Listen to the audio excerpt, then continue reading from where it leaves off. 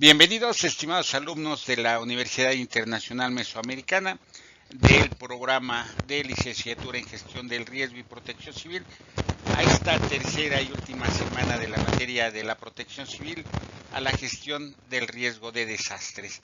Espero de verdad que hayan gozado como yo este viaje espaciotemporal que iniciamos desde hace muchos años en México, como toda esa respuesta que se tenía en las emergencias y desastres, posteriormente se vio transformada ya en la protección civil y evoluciona hasta llegar a lo que ahora denominamos la gestión del riesgo de desastre y que en México se llama gestión integral del riesgo.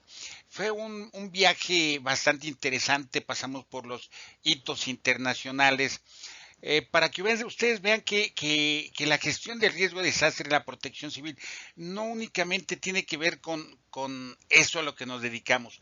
Hay otras agendas, otros instrumentos internacionales, ¿sí? Como actualmente el Acuerdo de París y algunas otras que tienen que ver con el cuidado al ambiente, pero que van enfocadas a gestionar el riesgo.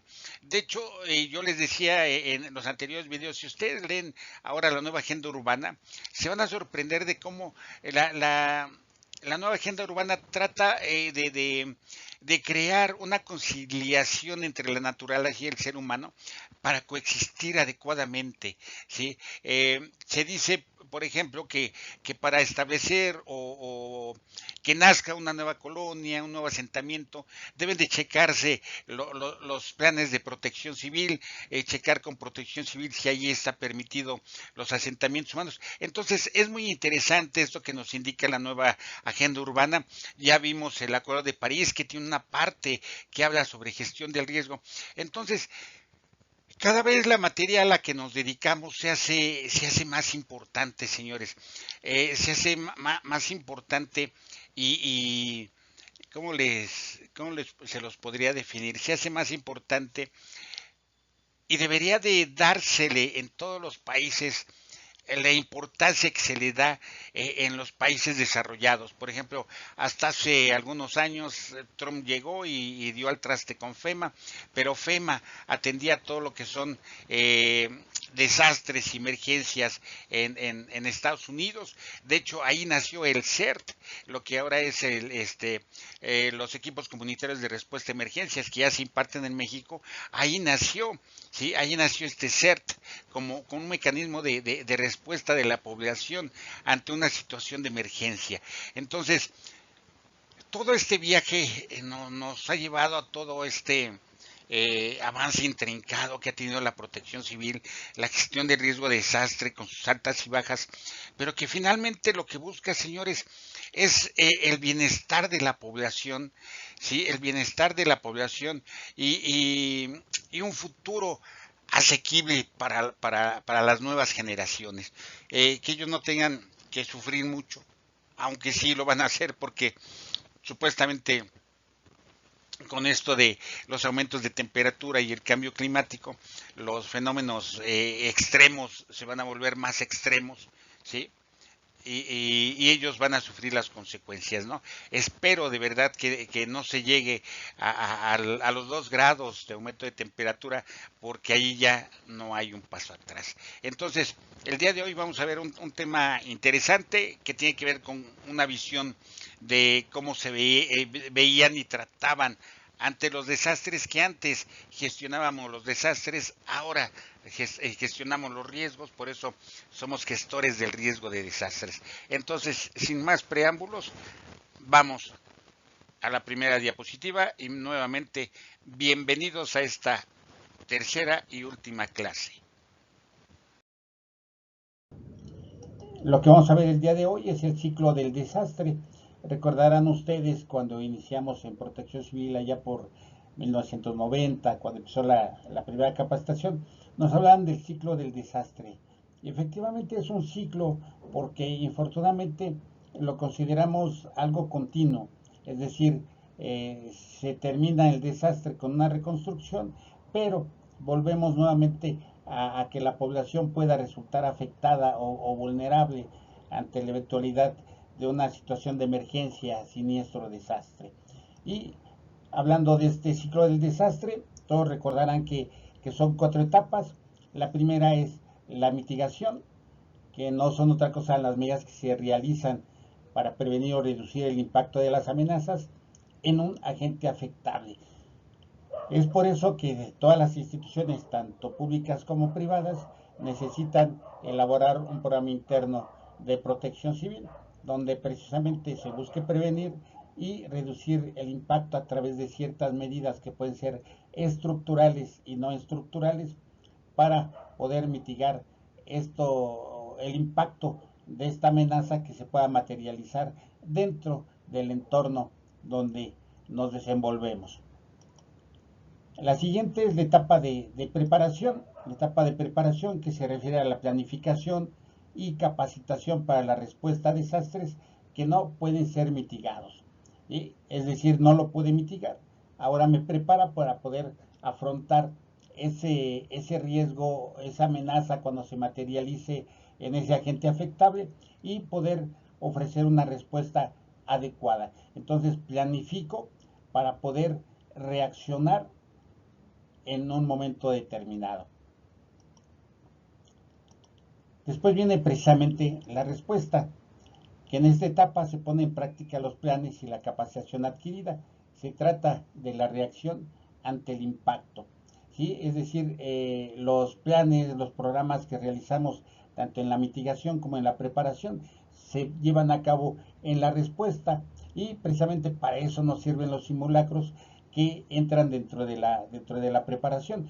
Todos los planes de emergencia y de contingencia deben de ponerse en práctica en esos simulacros para que al momento de la respuesta se tenga válgame la redundancia, una respuesta adecuada que busque mitigar los efectos en la población de esa situación de emergencia o desastre que se podía presentar en nuestro entorno.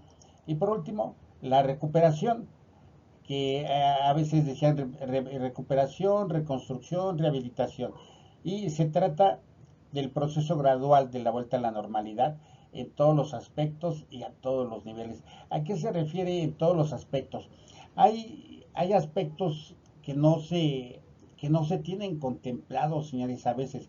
Y si ustedes ven los informes de recuperación o los informes de las afectaciones por desastres, todo se va a números y todo se va a cuestiones materiales. Pero ¿quién habla de la salud psicosocial de la población que se va a afectar por un desastre? Que sí les pega, señores. ¿Por qué? No sé si ustedes han escuchado hablar del estrés postraumático, que no solamente le da a los soldados, el estrés postraumático, ahí lo lleva en su nombre, es la gente que se ha visto afectada por un trauma y obviamente que un desastre, una situación de emergencia, es un trauma, señores. Y es obvio que la gente necesita un apoyo psicosocial para poder reaccionar, para poder comprender y para poder volver a su normalidad como persona y después como comunidad. Es lo que yo les decía, el maestro Jorge Avesías se fue Jorge Montoya Avesías se fue a Acapulco precisamente a trabajar con cuerpos de emergencia en cuestiones de resiliencia para que ellos vuelvan a su situación psicosocial de una manera adecuada. Sobre todo porque vemos muertos, vemos muertos en las calles, vemos la destrucción, vemos todo ese tipo de cuestiones que claro que impactan en la población, claro que impactan en nuestra salud, en nuestra salud mental, y es algo que no se contempla a veces, señores. Por eso yo les digo cuando doy cursos y sobre todo a las autoridades municipales y estatales, llévense a la gente que está haciendo el servicio social. Imagínense que Acapulco tuviera dentro de su gente de las unidades internas de protección civil y de la Secretaría de Protección Civil, psicólogos. Inmediatamente hubieran empezado a trabajar con la población y con los cuerpos de emergencia, precisamente para buscar esta salud psicosocial de los individuos que, vuelvo a repetir, queda relegada en el último aspecto, y se busca la recuperación física, es decir, el levantar casas, los caminos, las instalaciones vitales y estratégicas. Entonces, esto es muy, muy importante, por eso dice aquí, en todos los aspectos y a todos los niveles. Seguimos. Y pues bueno, aquí vemos ya un poquito más a detalle las diferentes etapas. Aquí están haciendo unas labores de mitigación. Se ve que ya hubo inundaciones y ahora lo que están haciendo es precisamente poner un muro en la ribera del río para evitar que cuando haya lluvias torrenciales el nivel del río aumente y se pueda generar una inundación. Y bueno, la mitigación son las intervenciones que se hacen para reducir los riesgos y daños. Elaborar y poner en práctica medidas y acciones para modificar determinadas circunstancias. A veces hay que tener mucho cuidado con esto, señores, porque a veces no se hace para evitar riesgos o daños. A veces, si por ejemplo se desvían ríos para construir casas, así pasó en Morelos hace algunos años, donde se desvió un río para crear una zona residencial y ante unas lluvias torrenciales que ocurrieron, acuérdense que la naturaleza tiene memoria y si un río corría por cierto camino y se cambió su dirección para beneficio de la población, la naturaleza tiene memoria y terminó inundando precisamente esa zona residencial. Entonces, estas medidas que se hacen son para modificar determinadas circunstancias que pudieran considerarse peligrosas para la población. ¿Sí? Estas medidas que se ejecutan tienen que ver con la disminución de la vulnerabilidad en el sitio donde se podría materializar la amenaza. Vean, dice aquí, disminuir la vulnerabilidad. ¿Por qué? Porque lo único que podemos manejar en el riesgo es la vulnerabilidad y tal vez la exposición. ¿Sí? Las amenazas y los peligros no los podemos manejar, no los podemos reducir, pero la vulnerabilidad y la exposición, claro que la podemos reducir para de esa manera modificar el riesgo. Entonces, las medidas de mitigación tienen que ver con la disminución de la vulnerabilidad en el sitio donde se pueda producir una amenaza. Es por eso, señores, que se pide que se elaboren los atlas de riesgos municipales, estatales, para que ustedes sepan cuáles son los lugares donde de manera más recurrente se generan ciertos o se materializan ciertas amenazas.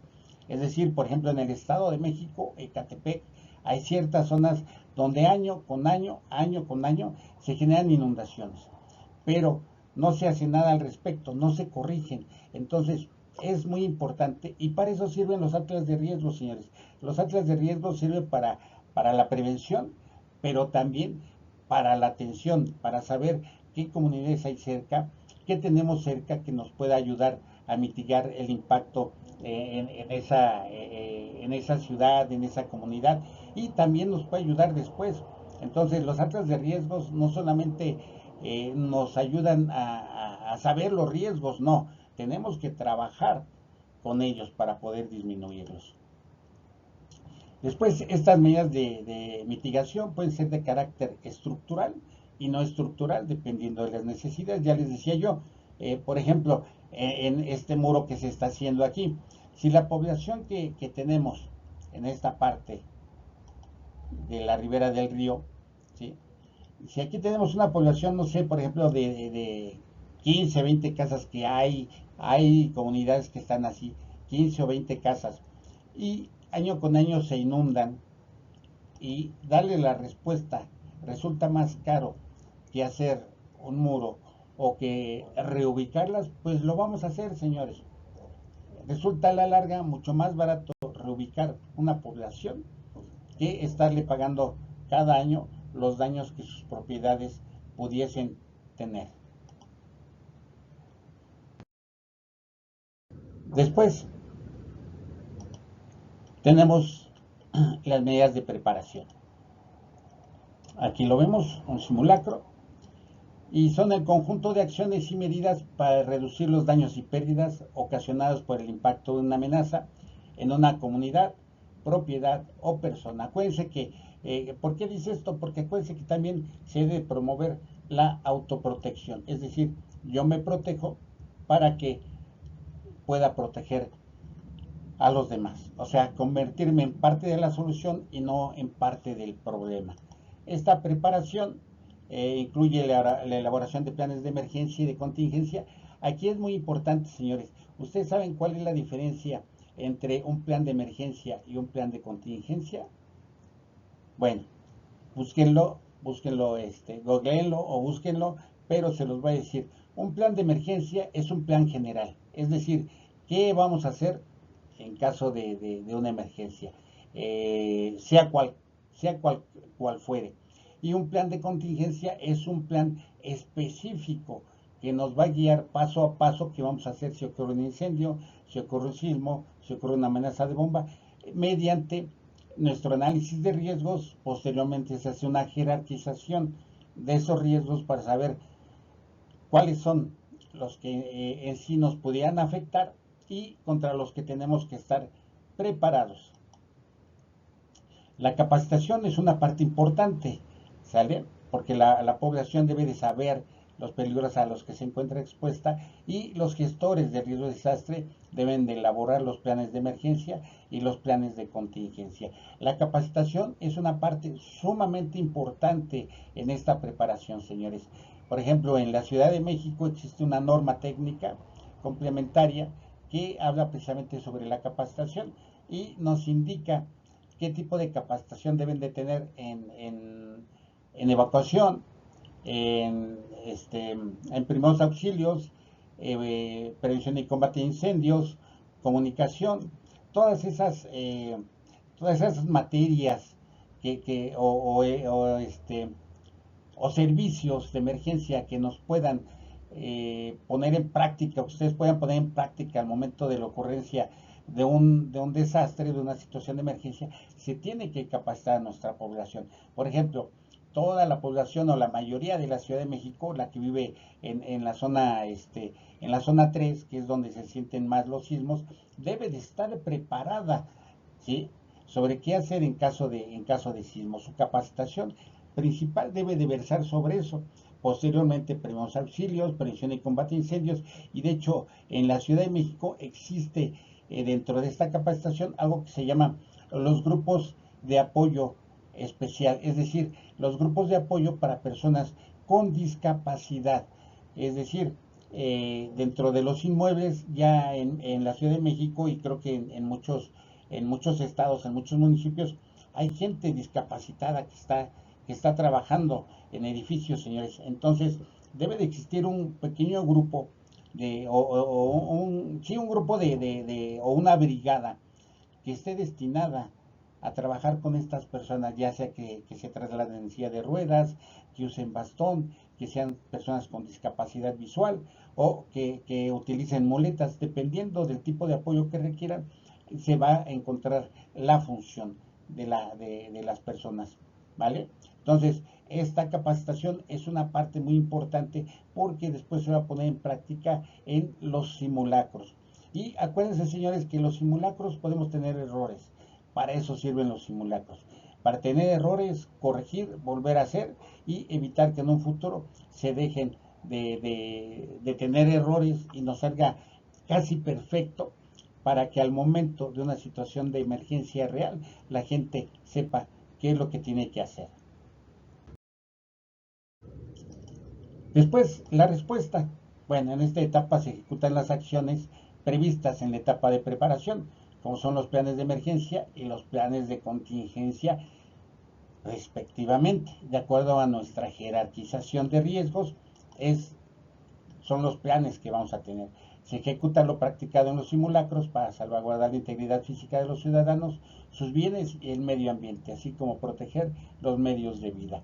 ¿Sí? ¿Por qué? Porque, bueno, tenemos que saber de prevención y combate de incendios, y aunque no sean ustedes profesionales, ustedes únicamente van a ser primeros respondientes, señores. Ustedes van a ser primeros respondientes. Si ya es un incendio declarado, para eso existen los cuerpos especializados profesionales de emergencia, para que ellos sean los que trabajen en la atención del siniestro, la emergencia o el desastre, y ustedes únicamente están como apoyo de ellos. El marco de acción de Sendai, precisamente en la cuarta prioridad, nos indica que se debe de brindar una adecuada atención y auxilio a la población con una respuesta eficaz para poder llevar a cabo una mejor reconstrucción. Y aquí es muy importante porque inclusive los cuerpos de emergencia profesionales deben de estar capacitados, señores, para poder responder a una situación de emergencia. Hay hechos, sucesos que se han llevado a cabo a lo largo de la historia, donde los cuerpos de emergencia a veces no saben atender precisamente a esa situación de emergencia, siniestro, desastre, y sus cuerpos de emergencia resultan afectados. Hace muchos años en Blanco, hace pues más de hecho fue a mediados del siglo pasado, por allá de 1960 creo, Blanco que estaba en la Ciudad de México, creo que sí fue Blanco, o lo que anteriormente era el Palacio de Hierro, tuvo un incendio, llegó bomberos, infortunadamente o no supieron cómo actuar o la situación se les escapó de las manos y hubo bomberos muertos porque hubo un derrumbe. Entonces, todo esto debemos de estar capacitados. Vuelvo a repetir, no van a ser ustedes cuerpos de emergencia profesionales, van a ser primeros respondientes. Es decir, si algo escapa de sus manos, ya es una cuestión de los cuerpos de emergencia externos y ustedes únicamente van a servir de apoyo. Y después tenemos la recuperación, ¿sí? Aquí la vemos, y la recuperación que es la etapa que quizá dura más tiempo, ya que se trata de un proceso gradual. Lo primero que se debe recuperar o rehabilitar son las instalaciones vitales y estratégicas, como los sistemas de agua potable, electricidad, bancos, sistemas de transporte, carreteras, hospitales, escuelas, mercados, entre otros, ya que son necesarios para que la población comience su vuelta a la normalidad, ¿sí? Entonces, esta etapa es quizá la más larga. De hecho, por ejemplo, Otis se decretó muy rápido el término de la emergencia para empezar con la recuperación, señores. Y sin embargo, bueno, pues ahí teníamos ciertas cuestiones, sobre todo de salud, que harían o hacían que continuara vigente el estado de emergencia, pero el gobierno lo quitó y empezó con la recuperación, que actualmente se está llevando a cabo, pero por entes externos del gobierno, como son las organizaciones de la sociedad civil que están apoyando y auxiliando a los ciudadanos que resultaron afectados. Y aquí, como lo vemos, lo primero que se debe de rehabilitar es esto. ¿Por qué? Porque se necesita para reactivar la economía, señores, para reactivar a la gente.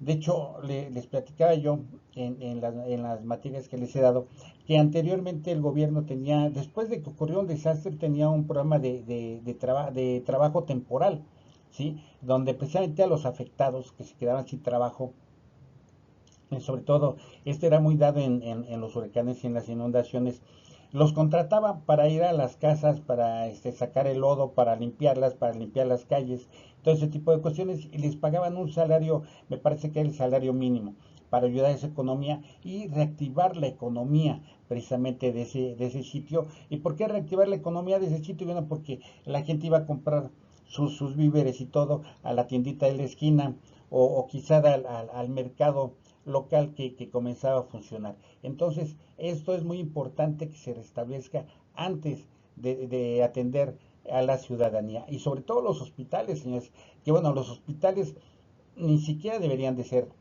afectados.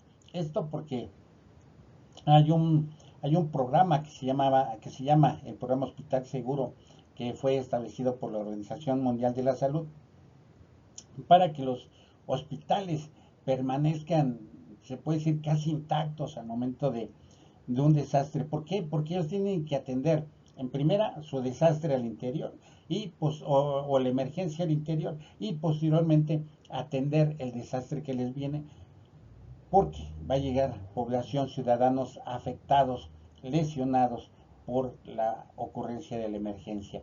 Entonces, esto es sumamente importante, señores.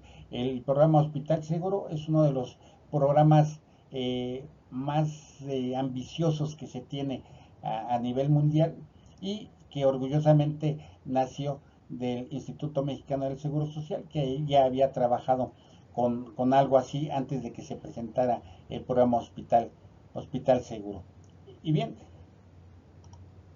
también dentro de esta etapa se debe reconstruir con un carácter prospectivo a fin de disminuir la vulnerabilidad de la infraestructura en todos los niveles, evitando o mitigando los daños ante un escenario futuro. Es decir, con un carácter prospectivo viendo más allá. Por ejemplo, y vuelvo a insistir porque lo tenemos ahorita presente, ¿qué se debe de hacer para la recuperación, para la reconstrucción y rehabilitación de Acapulco y de las demás comunidades con otros? Bueno, pues en primera, aprender que si ya se materializó un huracán categoría 5 con vientos superiores a 250 kilómetros por hora, es, eh, se puede decir, es de pensarse que pueden seguir pegando. Entonces, tenemos que estar preparados para los futuros escenarios estilo o tipo Otis, ¿sí? Fíjense que para esto hay una película que les voy a recomendar. Existe la versión en español de España, vaya, y que se llama Mil Héroes al Rescate. Y que precisamente habla de una situación, pues, un poquito extraña que le sucedió a un avión. Y esa situación fue real. De hecho, fue tan real que esa situación que le sucedió a la aeronave se puso en los simuladores de vuelo posteriormente, después del accidente, para que los pilotos pudieran saber cómo reaccionar y hacer lo que hizo estos pilotos en el momento de la emergencia. Y bueno, esto también aprenderán ustedes cómo sirve o para qué sirven los comités de emergencia locales. Es una película muy buena, dura aproximadamente 1 hora y media. Es una película vieja, pero que trae muchas cosas que tienen que ver con las realidades que hemos vivido y que seguiremos viviendo. Es un cuate que va a un curso de emergencias, lo enseñan a establecer el sistema de comando de incidentes, a dar prioridades, a preparar a la gente, todo ese tipo de cosas. Y existe el bombero de la vieja guardia que no le agrada ese tipo de cosas porque él dice que la práctica y lo que él ha hecho durante muchos años es más que lo que este cuate le dice y que pues él no lo acepta, ¿no? Entonces el cuate empieza a hacer simulacros, empieza a poner situaciones que no son normales. Por ejemplo, hay una escena donde hay la volcadura de un camión de estudiantes de la escuela local. Están atendiendo los bomberos el incendio y los paramédicos a los lesionados y se suscita una explosión. Entonces el bombero jefe o el jefe de bomberos le dice que pues no está de acuerdo, ¿no? Que a ellos no se les había avisado de esa explosión. Y le contesta el encargado de la emergencia. Le dice, es que una situación de emergencia nunca te va a avisar qué es lo que va a suceder. Entonces ustedes deben de estar preparados. Y bueno, para no hacerse las cansadas, todo esto le sirve porque se cae un avión, o más bien aterriza o trata de aterrizar un avión que es mucho más grande para el aeropuerto que ellos tienen, se parte a la mitad. Y bueno, véanla, se llama Mil Héroes al Rescate y la pueden ver y aprender mucho de lo que es un sistema de comando de incidentes y también lo que es la protección civil o la gestión del riesgo de desastre.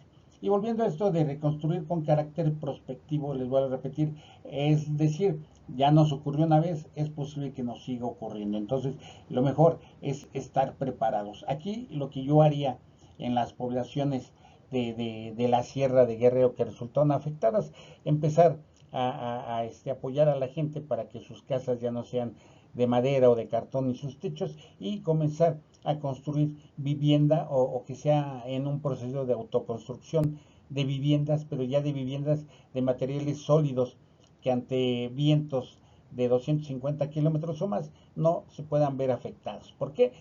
Con vista a mitigar los daños de un escenario futuro, ¿vale? Entonces, esto es lo que tiene que ver con el ciclo del desastre y vamos a ver ahora también esto que se llama la identificación de riesgos y que precisamente va de la mano con lo que acabamos nosotros de ver.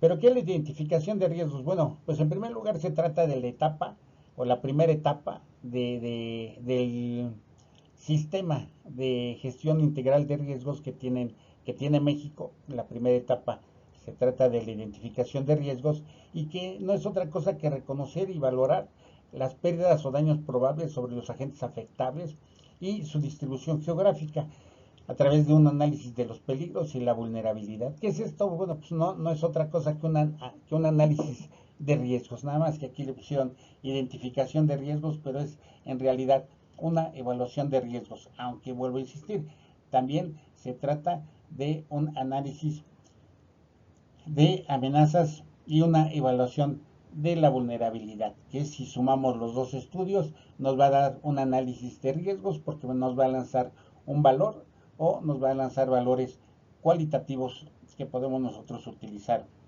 después de esta evaluación. Y bueno, este es el modelo de gestión del riesgo de desastre que propone el CENAPRED.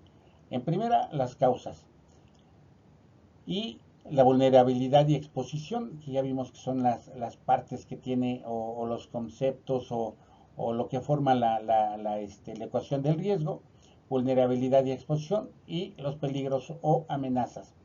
Y esto lo lleva a que son los riesgos y cambio climático, un riesgo latente que puede suscitarse en una emergencia o desastre y esto convertirse en daños y pérdidas. Vean ustedes, señores, que aquí ya está entrando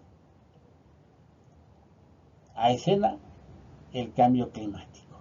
¿Por qué? Porque nosotros como gestores del riesgo de desastre, las instituciones, las personas, todos tenemos que trabajar precisamente para tratar de buscar una adaptación al cambio climático o disminuir el cambio climático, que creo que este marco de Sendai no va a poder hacerlo porque la pandemia dio al traste con lo que se llevaba de avanzado.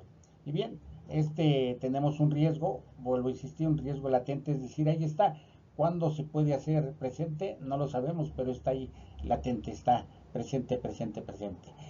Después se puede convertir en una emergencia o desastre, ya lo decíamos, lo que para un estado o municipio puede considerarse una emergencia, un desastre, para la federación puede ser una situación de emergencia. Entonces es dependiendo. Y los daños y pérdidas que puede haber precisamente por la presencia o la materialización de la amenaza. Después aquí tenemos las etapas de la gestión del riesgo de desastre, que es la identificación de riesgos, previsión, mitigación, preparación. Después el auxilio, la recuperación y la reconstrucción. Y aquí vamos a ver las fases de la gestión del riesgo de desastre. La primera es la gestión prospectiva, que es prevenir el riesgo futuro, ya lo habíamos dicho, a través de un análisis o una identificación de riesgos, donde se van a determinar cuáles son los riesgos o las amenazas que pudieran impactar a la población de esa ciudad o de ese municipio o de ese estado y que pudieran causar precisamente daños y pérdidas. Después tenemos la gestión correctiva, que se trata de reducir el riesgo existente y preparar la respuesta. Es decir, ya no pude prevenir el riesgo futuro, ahora lo que hago es reducir el riesgo existente, pero también preparar la respuesta. ¿Para qué? Para que la respuesta sea, como lo marca Sendai, una respuesta eficaz a todos los niveles. Después tenemos la gestión reactiva, que es responder y atender de manera efectiva a la emergencia o desastre. Sí, es decir, vamos a responder, pero de una manera adecuada. Por eso, insisto yo, la capacitación y los simulacros son parte fundamental de la preparación, señores. La capacitación debe de ser dada por profesionales, ¿sí? La gente que lo imparta debe ser gente que de verdad sepa, porque he visto instructores que la verdad dejan mucho que desear, pero esta capacitación debe de ser dada por verdaderos profesionales. Y siempre que ustedes vayan a contratar a alguien, pregúntenle cuándo fue su última capacitación, si él tiene constancias de que se ha capacitado, porque precisamente esta gestión reactiva, donde se ponen en práctica todo lo que se hace en la etapa de preparación, que es la capacitación y los simulacros, se van a ver reflejados, señores. Y por último, tenemos algo que en México se le dio a llamar la gestión prospectiva correctiva, es decir, reconstruir mejor y, como yo les decía yo, reconstruir mejor de manera prospectiva con miras a la disminución de la vulnerabilidad a futuro, ¿sí? Es decir, aprender de lo que se hizo.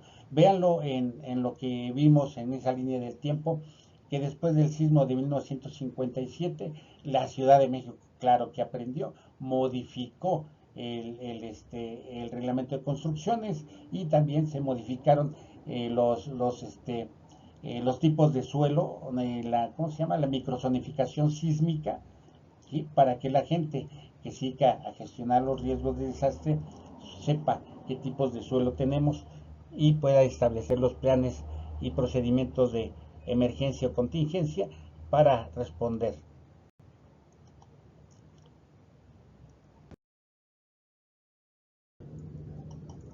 Después, ¿cómo hacerlo? Bueno, pues tenemos herramientas tan fabulosas como es el Atlas Nacional de Riesgos, que contiene la información de los agentes perturbadores y se realiza a través de un análisis sobre la interacción entre los peligros, la vulnerabilidad, el grado de exposición de los bienes afectados. Entonces, imagínense, es un análisis sobre la interacción de las partes fundamentales que conforman la ecuación del riesgo entre los peligros, la vulnerabilidad y el grado de exposición de los bienes afectables, que puede ser la población, que puede ser los medios de sustento, que pueden ser los mercados laborales, todo ese tipo de bienes afectables. Se busca en este atlas de riesgos tenerlo ahí y evaluado con el grado de riesgo a lo que se encuentra expuesto. Y contiene información, precisamente este atlas de riesgos, sobre los peligros naturales y antrópicos, que esta información proviene del CENAPRED y de aproximadamente 80 instituciones públicas y privadas nacionales e internacionales. Porque no solamente México estudia sus desastres, señores, también se hace a nivel internacional. De hecho, uno de los profesores que tuve en especialidad nos decía que en algunas universidades del mundo la Ciudad de México es muy estudiada, señores, porque es algo inusual que una ciudad se haya establecido en el tipo de suelo donde está sentada la Ciudad de México, y precisamente nos decía que en cuestión de ingeniería y de arquitectura, en algunas universidades internacionales se estudia algo que le llaman el efecto Ciudad de México, ¿sí? Es decir, cómo funcionan los sismos cuando llegan a la Ciudad de México. Por eso este atlas de riesgos tiene información de instituciones públicas y privadas, nacionales e internacionales. Y también integra los atlas de riesgo estatales y municipales. Y aquí lo tenemos. Son indicadores municipales de peligro, exposición y vulnerabilidad, que si los comenzamos a trabajar, obviamente nos van a dar el grado de riesgo o el nivel de riesgo a los que se encuentra expuesta la población. Los invito a ver a buscar su atlas de riesgo, a poder ubicar allí los lugares que a ustedes les interesan, poder hacer una valoración del riesgo, ver los riesgos a los que se encuentran expuestos, señores. Es fabulosa la información que tienen. Les va a desplegar, aquí lo vamos a ver, ¿sí? Sistema Nacional de Información sobre Riesgos y monitoreo de los fenómenos que se están suscitando en ese momento. Este Sistema Nacional de Información de Riesgos, ustedes aquí en esta ventanita que está aquí, ¿sí? Se van a buscar una dirección, le ponen la dirección, le dan buscar, lo va a buscar, y aquí en esta parte ustedes van a buscar los riesgos geológicos, hidrometeorológicos, químico-tecnológicos, sanitario-ecológicos y socioorganizativos. Y se va a desplegar toda la información que tienen el CENAPRED en estos atlas de riesgos, y es algo muy muy fabuloso que los va a ayudar a ustedes a realizar los atlas de riesgos de sus comunidades. Se tiene también información de los atlas de riesgos de algunos estados y de algunos municipios, por lo que son más meticulosos en su información. Entonces, estos atlas precisamente, señores, son los que nosotros podemos checar para elaborar nuestros atlas de riesgos e inclusive nuestros análisis de riesgos locales. El atlas de riesgos de la Ciudad de México va un poquito más allá. El atlas de la Ciudad de México inclusive nos habla de los daños que puede haber hacia los sistemas de transporte, hacia los sistemas de agua potable, hacia todos los sistemas vitales y estratégicos que pudieran resultar afectados durante la materialización de una situación de emergencia, siniestro o desastre. Entonces, señores, los invito a buscar estos atlas de riesgo, tanto el nacional, y si su municipio o estado tiene su atlas, bueno, pues búsquenlo, naveguen en él para que sepan cómo manejarlo. Y algo que es muy importante decir, señores, los atlas de riesgos no deben de ser impresos. Ajá. ¿Por qué? Porque el riesgo es dinámico. Se los decía yo ya una vez. El riesgo es dinámico. Lo que hoy no podría considerarse un riesgo, el día de mañana, si encuentran las condiciones de vulnerabilidad y de exposición, se puede convertir en un riesgo. Entonces, por eso los atlas de riesgos deben de estar realizados y elaborados a través de sistemas de información geográfica y tener una plataforma precisamente para poder ustedes estudiar y analizar los riesgos que se pueden generar en el entorno de su comunidad o inclusive de su casa. ¿Sí? Aquí vamos a llevar una materia también sobre los planes comunales de gestión de riesgo de desastre, y ahí van a aprender ustedes precisamente cómo hacer un, un, este, un mapa de riesgos que dicen, pero no es un mapa de riesgos, es un mapa de peligros, y hasta que no hacemos una valoración de la vulnerabilidad y de la exposición, podemos hablar de que es un mapa de riesgos, aunque también para esto, bueno, pues debería de ser en base a un sistema de información geográfica. Si ustedes quieren, pueden, en Facebook aparecen unos cuates de Perú, no recuerdo ahorita el nombre, pero que imparten cursos gratuitos de elaboración de análisis de riesgos, de cómo hacer atlas de riesgos, y son gratuitos. Si ustedes quieren la constancia, bueno, eso ya se pondrán ustedes de acuerdo con ellos, pero por lo pronto lo hacen de manera gratuita, y de verdad ustedes aprenden mucho con estos cursos, porque de otra manera pueden tomar ustedes un curso de geomática, precisamente que tiene que ver con esto, de geométrica de los que da el diplomado del Instituto de Geografía de la UNAM, que vale, no sé, actualmente debe estar más o menos entre 20 y 24 mil pesos, y es un diplomado que creo que dura entre 6 y 8 meses, pero ustedes salen manejando las herramientas de información geográfica de la mejor manera. Se deben de tener ciertos conocimientos, pero lo pueden ustedes hacer para poder llevar a cabo todo esto que se les pide ahora, que sean o que elaboren sus atlas de riesgos. Y bien,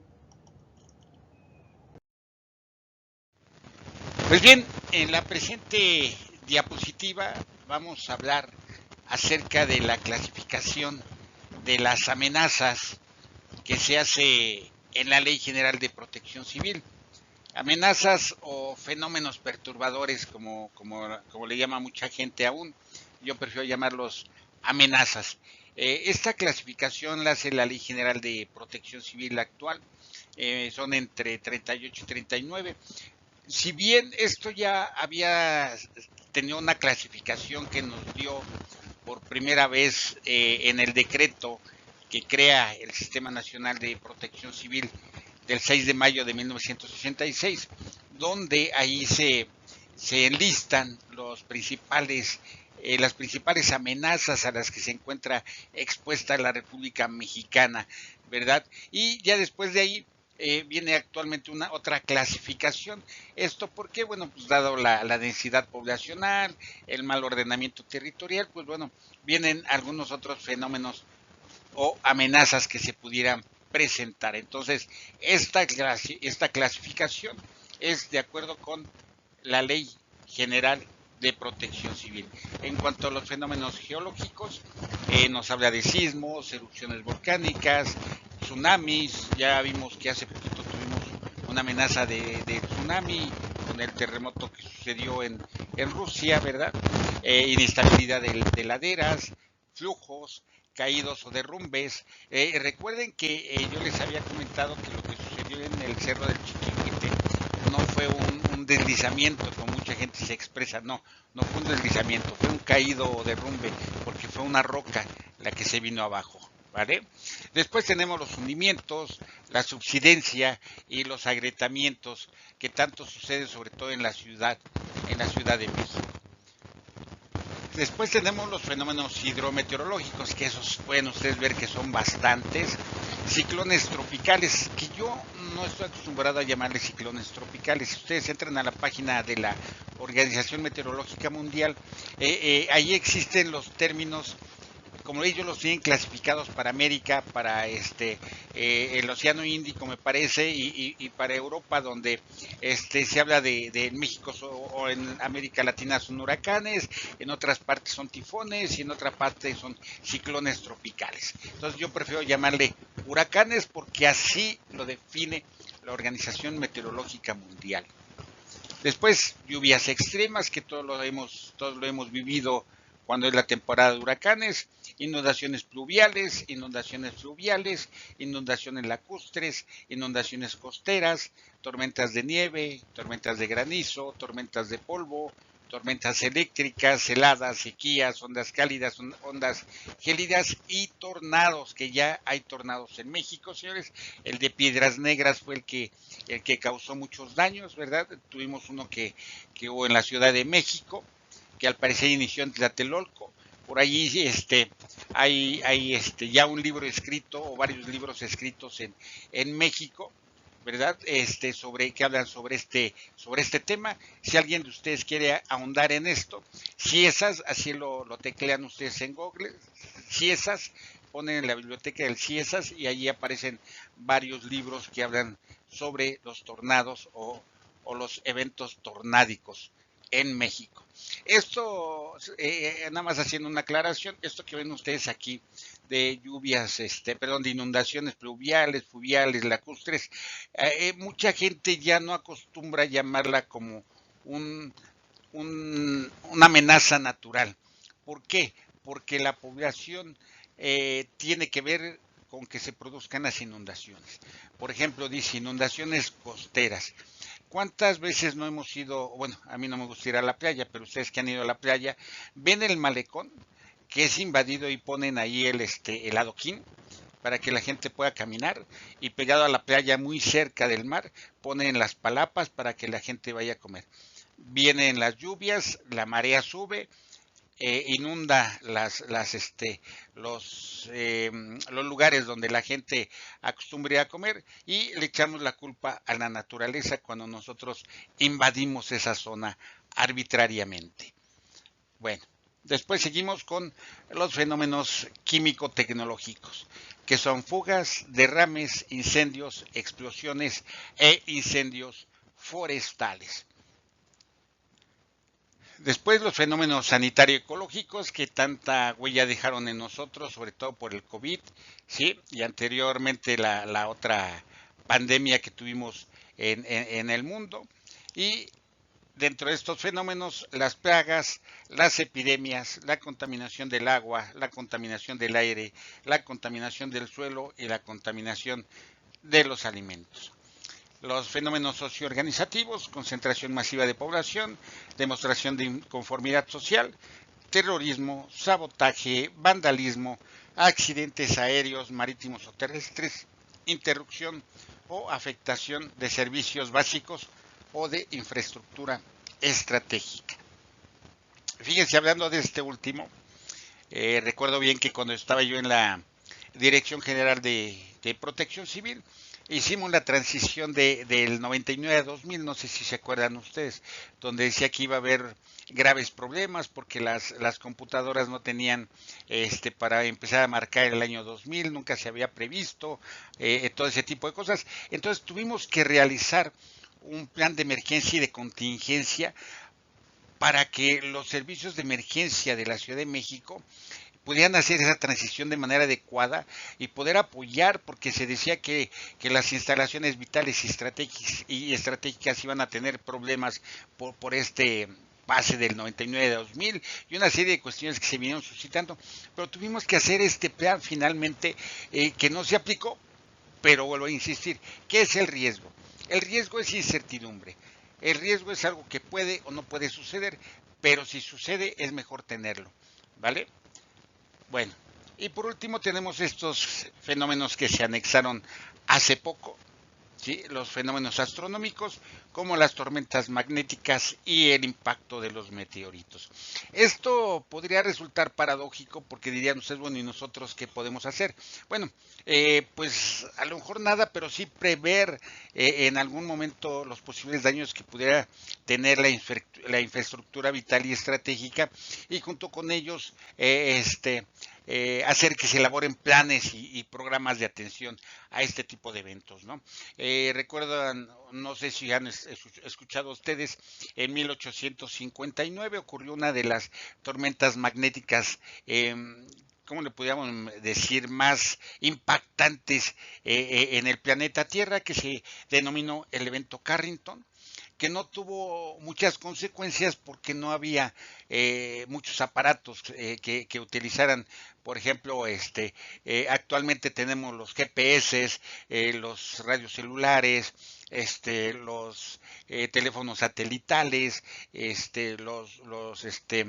teléfonos celulares, vuelvo a insistir, y algunos otros tipos de elementos, las telecomunicaciones que se manejan por ondas hertzianas, todo ese tipo de cosas, se verían afectadas si sucediera un evento Carrington en este momento. Entonces, imagínense el impacto que se pudiera tener en la Tierra si volviera a suceder un evento de estos, una tormenta magnética con un gran impacto como este evento Carrington, ¿no? Y el impacto de meteoritos, pues bueno, esto afortunadamente hay un programa que se llama el programa Guardián, que lleva a cabo la NASA junto con grandes científicos a nivel mundial. Hace ya como 3 años asistí a una conferencia vía Zoom sobre este tema porque el programa Guardián se estableció porque se temía que el impacto de un meteorito como el que eliminó la vida en la Tierra pudiera impactarla de nuevo. ¿Sí? Entonces el espacio se vigila por este programa Guardián, donde participa gente de todo el mundo, y salieron por ahí 2 científicos colombianos muy buenos, excelentes, y ellos decían, quizá en este milenio, que es el del 2000, o más bien en estos 100 años próximos, que son los de el 2000 al 2100, no ocurra ningún impacto, ¿no? No se tiene previsto, se ha estudiado el espacio, todas las trayectorias de los posibles, ¿cómo le podríamos decir?, materiales, meteoritos, que pudieran pasar cercanos a la Tierra, y no hay ningún reflejo o algún peligro de que pudieran impactar al planeta Tierra, ¿no? Entonces, por esa parte me siento yo pues, ¿cómo le puedo decir?, muy tranquilo, ¿no? De que no es posible que algún meteorito de gran tamaño pueda impactar a la Tierra como aquel meteorito que eliminó la vida sobre la faz de la Tierra. Entonces, señores, estos son los fenómenos o amenazas que se pudieran presentar en la República Mexicana. Y recuerden que ahora ya se habla del riesgo sistémico, que no es otra cosa más que el encadenamiento de calamidades que ya se hablaba también en México allá por 1991, cuando salió la primera revista del CENAPRED que se llama Prevención. Ahí se hablaba precisamente del encadenamiento de las calamidades. Ahora le llaman riesgo sistémico, donde un fenómeno geológico, como puede ser un sismo, ¿sí?, se puede encadenar a un fenómeno químico tecnológico, que puede ser un incendio provocado por una fuga de gas, ¿sí?, y esto también a su vez a lo mejor se rompen los ductos de las aguas residuales, y esto puede traer una contaminación del agua y del aire y a lo mejor de los alimentos, ¿no? Entonces, todo esto tienen ustedes que verlo dentro de su análisis de riesgo, señores. Todo esto lo tienen ustedes que estudiar. Ajá. Entonces, no van a ser ustedes especialistas en sismología, ni en hidrometeorología, ni en ciencias de la tierra, ni mucho menos, sino que tienen ustedes que saber cómo se producen, cómo se desarrollan este tipo de eventos y qué es lo que ustedes pueden hacer para disminuir el impacto que van a tener estos fenómenos hacia la sociedad. ¿Sí? Esa es nuestra participación como gestores del riesgo de desastre.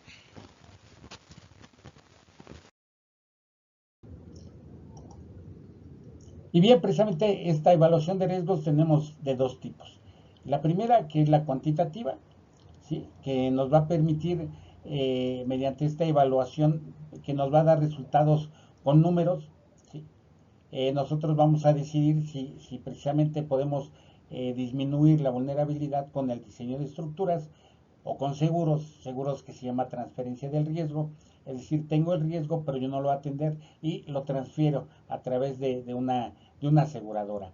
Inversiones, en el lugar, planeación del desarrollo, que es muy importante. Les decía yo que en sus estados, en sus municipios debe existir un plan municipal o un plan estatal de desarrollo urbano. Y estos actualmente tienen que ir, podemos decir, encaminados o hacia lo que plantean los objetivos del desarrollo sostenible nombrados por la ONU. ¿Sí? Y por último, medidas de prevención para un nivel de riesgo aceptable. ¿Qué es este riesgo aceptable? Que el riesgo existe, pero que no denota mucha importancia, ni puede afectar tanto a la población. Por eso se llama de un nivel de riesgo aceptable, ¿sí? Es decir, existe el riesgo, pero es manejable. En Perú, por ejemplo, le llaman riesgo mitigable y riesgo no mitigable, en donde se determina un riesgo no mitigable, se establecen ciertas medidas que incluyen hasta inclusive la reubicación de las comunidades. Y aquí lo tenemos. Y después tenemos una evaluación de riesgos cualitativa, que es lo que les decía yo, que son mapas comunitarios de riesgo, que no son mapas comunitarios de riesgo, son mapas comunitarios de peligros, y allí esto nos permite tener una preparación y sensibilizar a la gente. Entonces, dentro de esta evaluación de riesgos cualitativa, podemos ocupar a la gente que vive en el municipio, ¿sí? o en el estado. Les decía yo, por ejemplo, vamos a hacer el análisis de riesgos o la evaluación de riesgos del municipio de San Cirindango de las Manzanas, ¿no? Y empezamos a hacer el análisis y llegamos al centro de la ciudad, donde el peligro que tiene toda esa comunidad es un peligro de inundación, pero nosotros queremos hacer una evaluación cuantitativa. Bueno, entonces allí, por ejemplo, doña Chonita, que es la señora que vende los tamales desde hace 50 años en la esquina de la iglesia, nos puede apoyar para saber cuándo se generaron las inundaciones, cuánta gente resulta afectada, cuánta gente murió, porque ellos lo saben, señores. ¿Sí? Hay que ocupar a la gente local para poder nosotros elaborar nuestras evaluaciones de riesgos. Ellos saben la historia de las situaciones de emergencia, siniestro, desastre que se suscitaron en su comunidad, señores. Entonces, son muy importantes sus conocimientos para hacer una adecuada evaluación del riesgo en materia de reducción del riesgo de desastres. Entonces, estas dos formas de valorar el riesgo lo pueden ustedes utilizar. Una es mejor que otra, la cuantitativa, finalmente porque nos va a ayudar como dicen, con los dineros, ¿verdad? Con qué infraestructura podemos perder, cuánto nos va a costar esa infraestructura que se puede perder. También, infortunadamente, las gentes que pudieran fallecer. Entonces, Esto es muy importante. Si decidan ustedes al momento de hacer una evaluación de riesgos, de qué manera la pueden hacer. Cuantitativa, que es un poquito más, más centrada, más ¿cómo le llaman? Más real, vaya, que una cualitativa. ¿Sí? Una cualitativa es algo general. Entonces ustedes van a saber qué tipo de evaluación quieren hacer. Y no les hablo más porque, como les decía yo, una de las materias que tienen este cuatrimestre precisamente son métodos de evaluación de riesgos, y ya el profesor Raimundo Ibarra, que es un gran amigo, les va a indicar lo procedente en esta materia. Y bueno,